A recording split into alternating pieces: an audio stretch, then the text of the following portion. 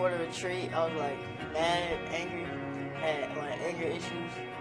I was struggling with the peer pressure, trying to figure out if I should do what other people are doing or not do it, and knowing if I do it, then I'm hurting my future, but to do it anyways because that's just what teenagers are supposed to do.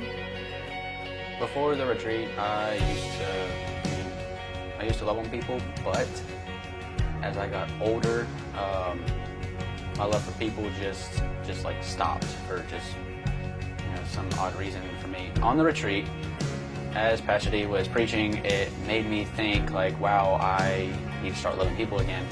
And as he's preaching, there's some other students that are crying, and I see that. And so after he was done with his message, I went over there to the ones that were crying, and I laid hands, loving on them and praying for them.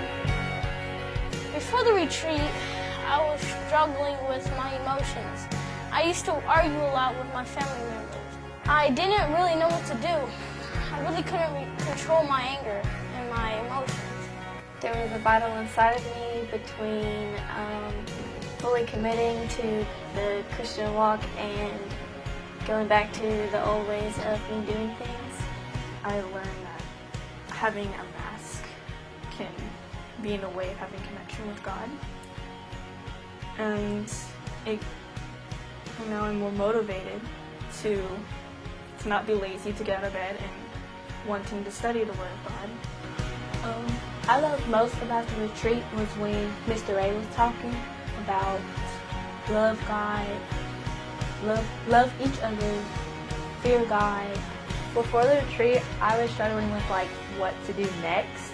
I've been going to church like my whole life, but then I'm just kind of like stuck and I don't really know what to do anymore with what I've been learning. So it's kind of just going in one ear and out the other. The night that Miss Karina was speaking to us, she said something and it was like, you don't have to be afraid to do what God has called you to do, that you're only doing it for the Lord. You don't have to worry about other people and think about like what they're going to say or if they're going to laugh and you're not, because you're doing it for the Lord. Before the retreat, I had problems with talking to people about my problems. I felt like everything was my fault, so I didn't want to talk to anybody about it. But Miss Karina, she helped me. So now I feel comfortable talking to the people from my church, and I really appreciate that. Thank you, Miss Karina. All right, at one of the workshops that we did, Pastor Karina, she had said a line, or sang a line from the movie Frozen, and what she had to say about it was kind of interesting to me, and it spoke to me. The lines that she said was, like, don't let them in, don't let them see, something like that. And really, to me, that said, like, okay, so don't let people get into your flesh, and change you. Well, I liked the first night because that was the first time, we all started hanging out together, and I really got to know everyone a lot better. It was pretty cool. You don't always have to be mad for small reasons or just for things that don't really matter. Well, Pastor D preached Friday night helped give me the confidence to share my story with him. The fact that letting God see where I'm struggling and how even though I'm struggling, He can help me make the right choice. The preaching was amazing.